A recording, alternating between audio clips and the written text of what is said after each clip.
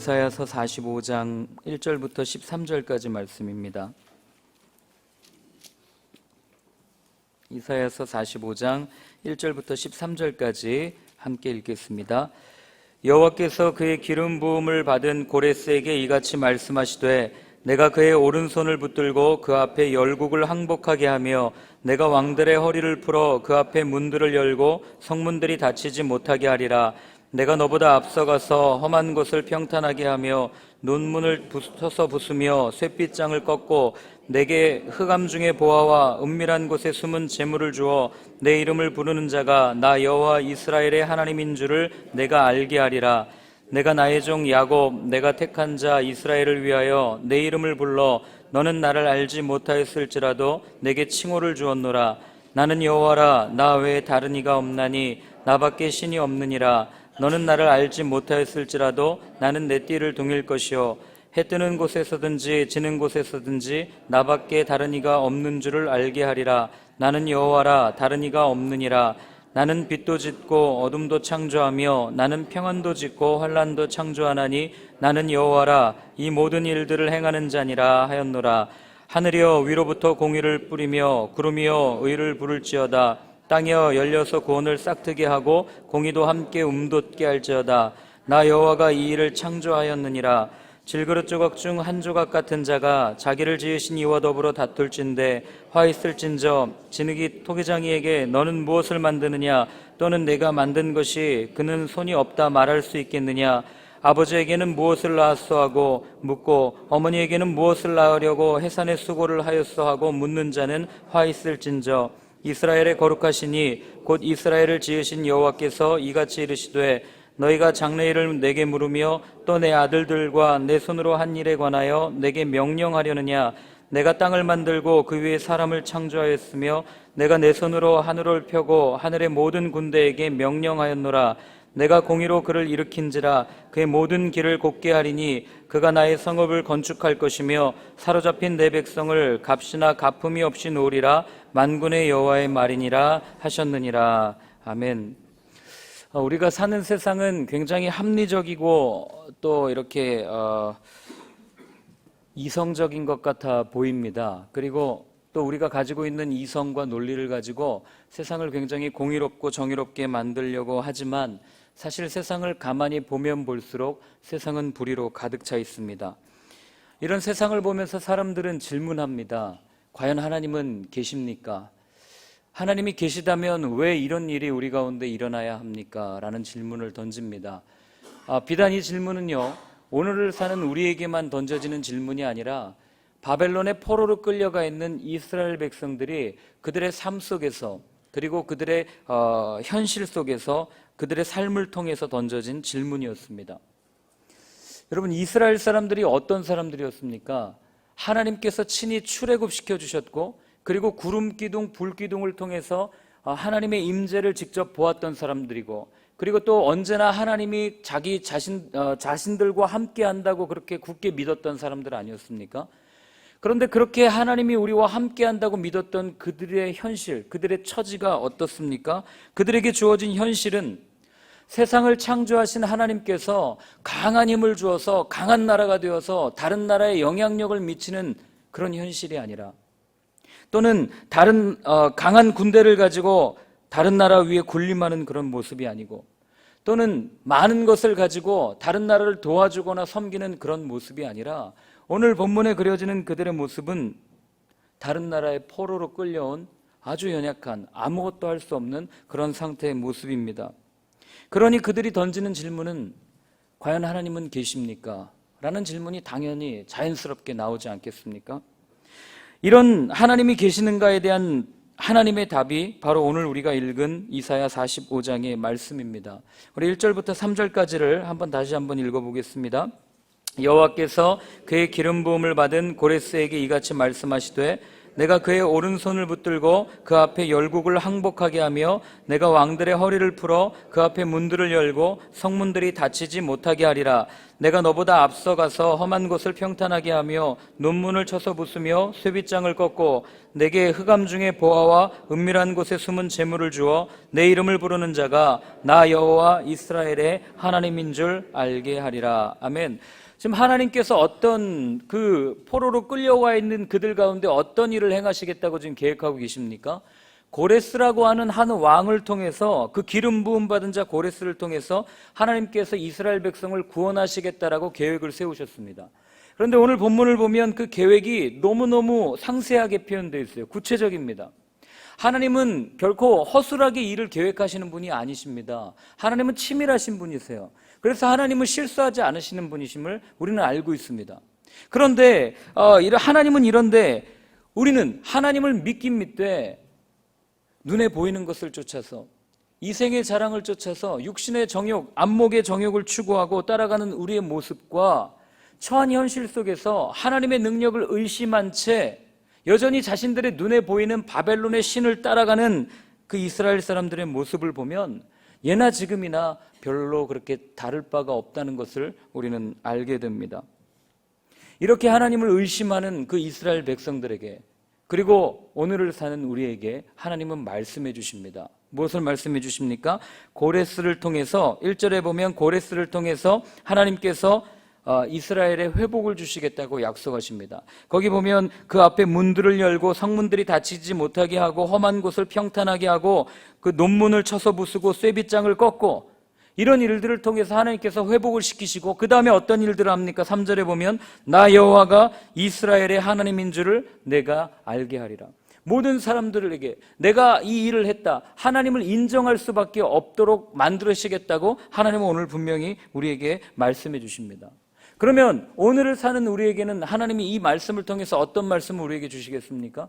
여기 고레스라는 단어 대신에 여러분 예수 그리스도를 넣으면 딱 우리한테 주시는 말씀이랑 똑같습니다. 보시겠습니까? 여호와께서 그의 기름 부음을 받은 예수 그리스도에게 이같이 말씀하시되 내가 그의 오른손을 붙들고 그 앞에 열국을 항복하게 하며 내가 왕들의 허리를 풀어 그 앞에 문들을 열고 성문들이 닫히지 못하게 하리라. 내가 너보다 앞서가서 험한 곳을 평탄하게 하며 논문을 쳐서 부수며 쇠빗장을 꺾고 내게 흑암 중에 보화와 은밀한 곳에 숨은 재물을 주어 내 이름을 부르는 자가 나 여호와 이스라엘의 하나님인 줄을 내가 알게 하리라.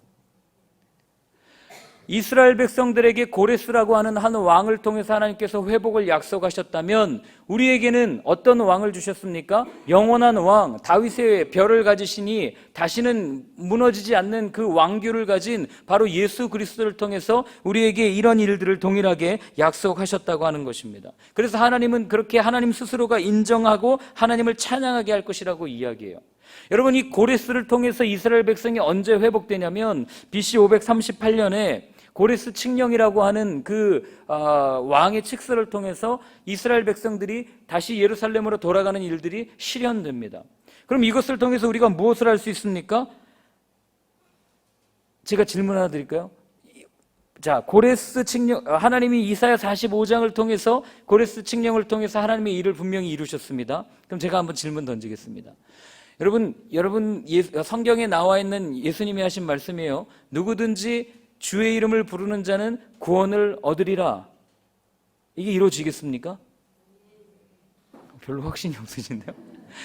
요한계시록에 약속하신 그 하나님의 말씀, 주님께서 반드시 오신다는 그 말씀이 이루어지실 것을 믿으십니까? 근데 우리 사실 잘 못 믿는단 말입니다.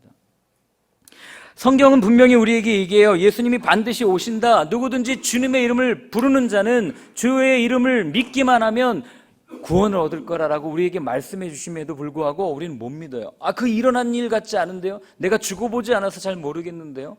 그런데 성경은 그림자처럼 우리에게 끊임없이 이야기해 줍니다. 무엇을요? 하나님의 말씀이 약속되어지고 그 약속이 성취되어져 가는 그 일들을 우리에게 그림자처럼 보여주는 거예요. 고레스를 통해서 하나님이 이스라엘 백성을 회복시킬 거야 라는 약속이 역사 가운데 이루어졌습니다. 우린 그걸 보면 뭘 느낄 수 있어요? 하나님께서 한 번 하신 약속은 반드시 지키시는구나. 이걸 우리가 믿어야 된다는 거죠. 하나님께서 이 성경 말씀 가운데 이 신약을 통하여서 이 전체를 통하여서 반드시 다시 오시고 우리 가운데 새 하늘, 새 땅, 새 예루살렘을 주시겠다고 약속하셨으면 그것이 반드시 이루어지겠구나라는 것을 오늘 이 일들을 통해서 그림자처럼 우리에게 보여주신다고 하는 사실입니다.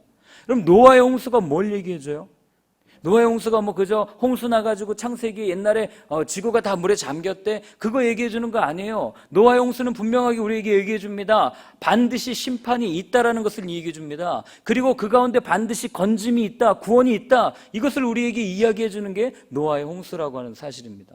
그 그림자처럼 끊임없이 이야기해 줍니다. 성경이 그렇게 이야기해 주는데도 이 창세기부터 계시록까지 읽다 보면 하나님께서 우리 가운데 끊임없이 심판과 구원을 행하실 것이라는 것을 그림자처럼 이야기해 주심에도 불구하고, 보여주심에도 불구하고, 들려주심에도 불구하고 잘 믿지 않습니다. 그리고 우리는 질문합니다. 하나님 어디에 계십니까? 하나님 대체 어디에서 무엇을 하고 계십니까? 그 하나님이 오죽 답답하시면 오늘 이렇게 이야기하십니다. 우리 4절부터 8절까지를 같이 한번 읽어보겠습니다. 내가 나의 종 야곱, 내가 택한 이스라엘을 위하여 내 이름을 불러 너는 나를 알지 못하였을지라도 내게 칭호를 주었노라. 나는 여호와라. 나 외에는 다른 이가 없나니 나밖에 신이 없느니라. 너는 나를 알지 못하였을지라도 나는 내 띠를 동일 것이요 해 뜨는 곳에서든지 지는 곳에서든지 나밖에 다른 이가 없는 줄을 알게 하리라. 나는 여호와라. 다른 이가 없느니라. 나는 빛도 짓고 어둠도 창조하며 나는 평안도 짓고 환난도 창조하나니 나는 여호와라. 이 모든 일들을 행하는 자니라 하였노라. 하늘이여 위로부터 공의를 뿌리며 구름이여 의를 부를지어다. 땅이여 열려서 구원을 싹트게 하고 공의도 함께 돋게 할지어다. 나 여호와가 이 일을 창조하였느니라. 하나님 뭐라 그러냐면요, 이제 공의와 구원을 싹트게 하고 공의를 뿌리면서 구원을 싹트게 한다는 거예요. 누가요? 하나님이요. 그런데 오늘 여기 4절부터 이 8절까지 읽다 보면 하나님이 계속해서 반복하는 단어가 뭐냐면 나는 여호와다. 나 외에는 다른 신이 없다. 이거를 이야기합니다. 자, 여러분 보세요.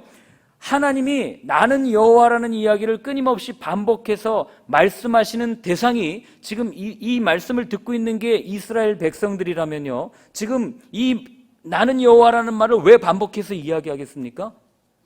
안 들으니까요. 그들이 안 믿으니까요. 더 쉽게 얘기해서 그들 가운데 끊임없이 그들이 처해 있는 현실 가운데 왜 하나님 어디 계십니까? 왜 우리 가운데 이런 일이 일어나야 됩니까? 라는 그런 의문과 의심을 가지고 있었기 때문에 하나님이 그 마음을 아시고 끊임없이 반복해서 얘기하는 거죠. 나 여호와가, 내가 여호와다. 내가 지금 너에게 이렇게 얘기한다. 나는 나다. 이렇게 이야기하는 거 아니겠습니까?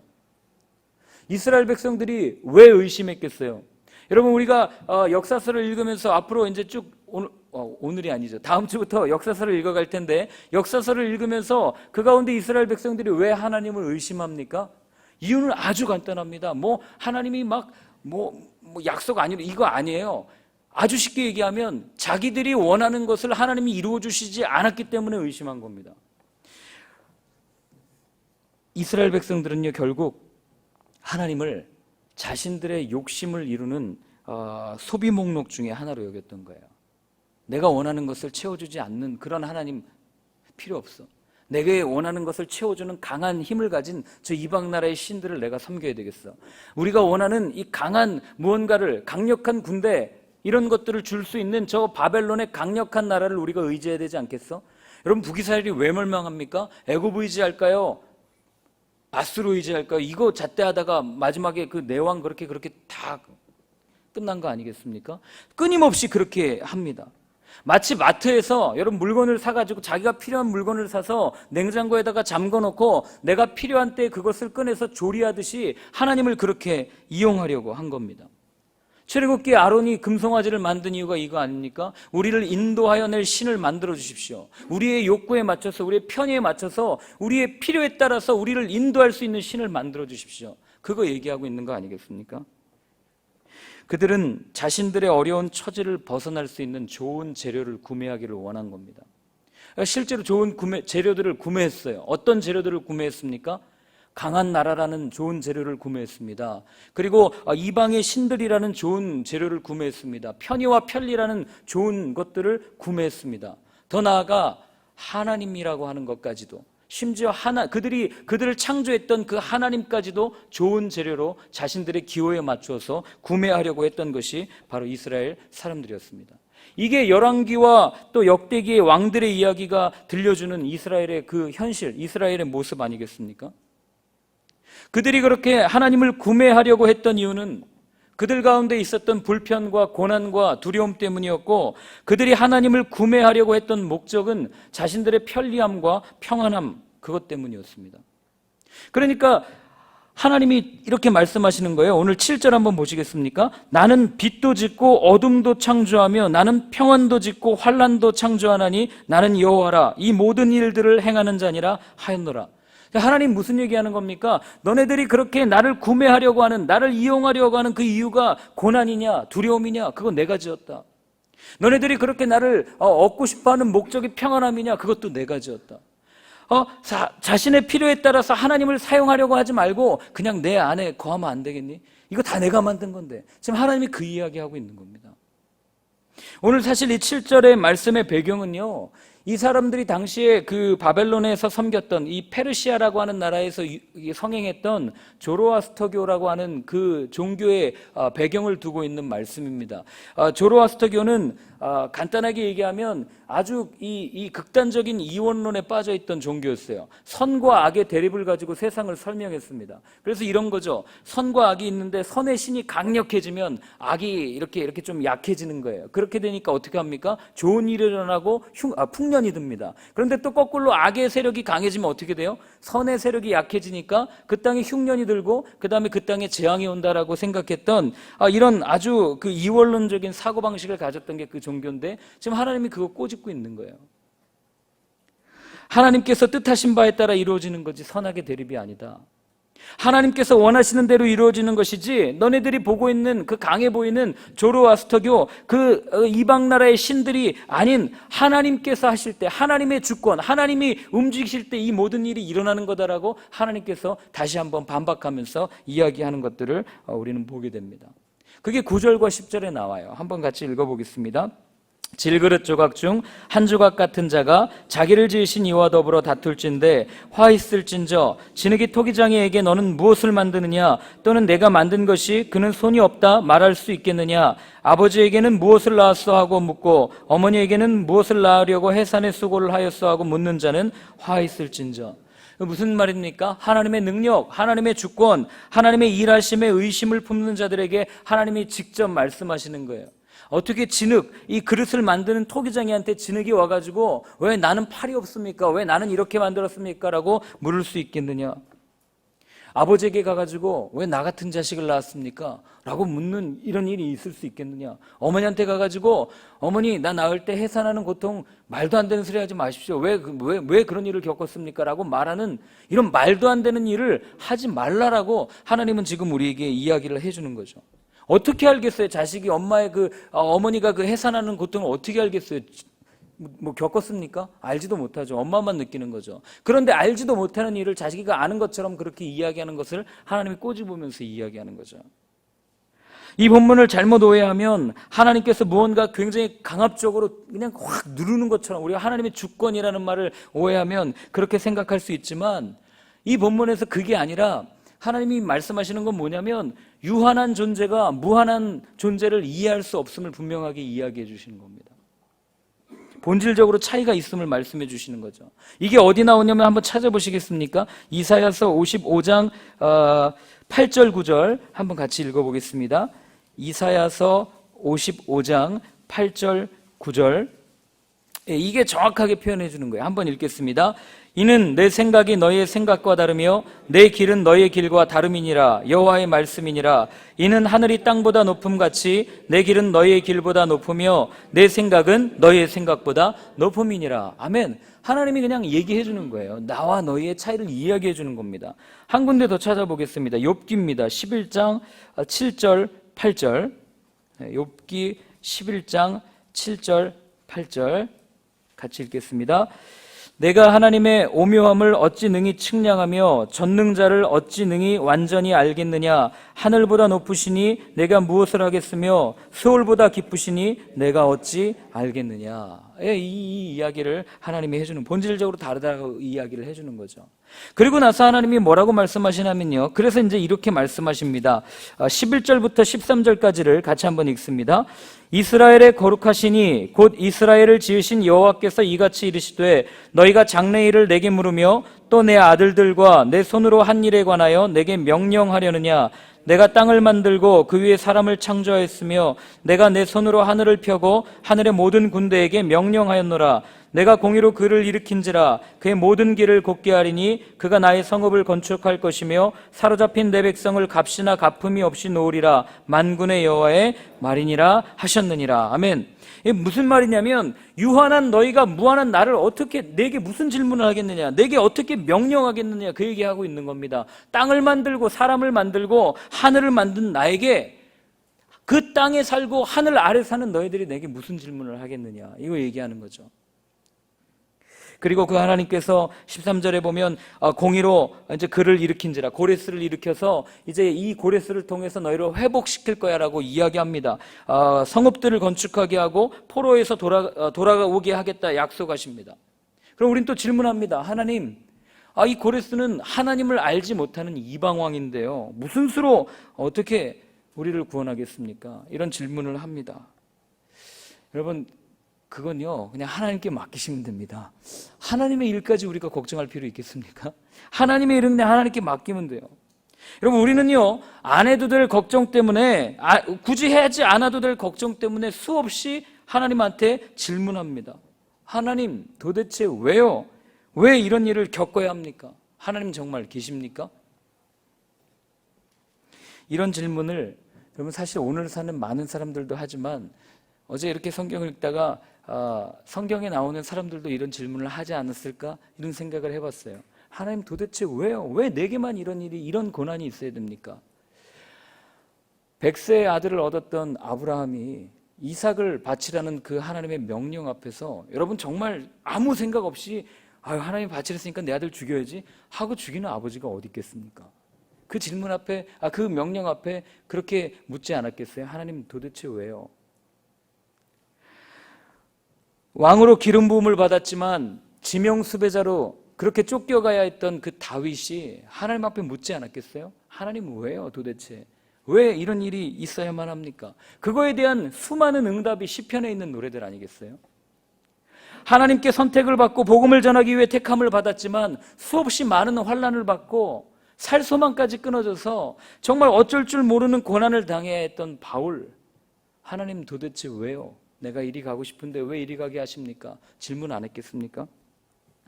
그런데 이들은요, 이 질문에 대한 답을 분명히 얻었습니다. 어떤 답이냐면, 한번 저를 따라해 보십시오.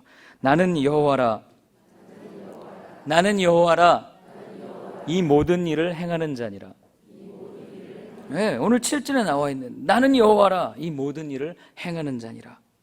저는요, 저와 여러분들이 풀리지 않는 질문 앞에서, 그리고 해결될 것 같지 않는 상황 앞에서 이 음성을 듣게 되는 오늘 하루가 되시기를 바랍니다.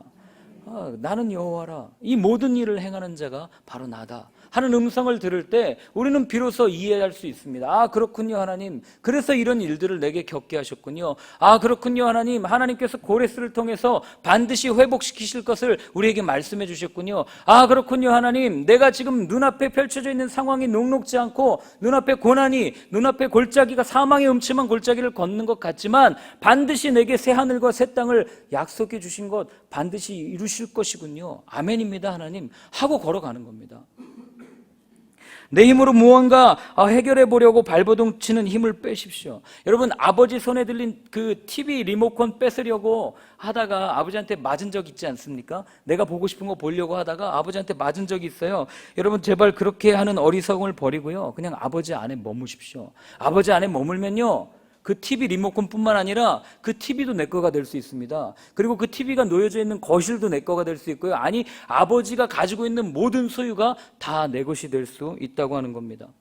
세상에서 일어나는 현상들에 여러분 시선 뺏기지 마십시오. 그리고 그 모든 일을 행하시는 하나님 우리 아버지를 바라보십시오. 그때 우리는 기쁨으로 십자가를 지고 찬양하면서 주님을 따라갈 수 있을 겁니다.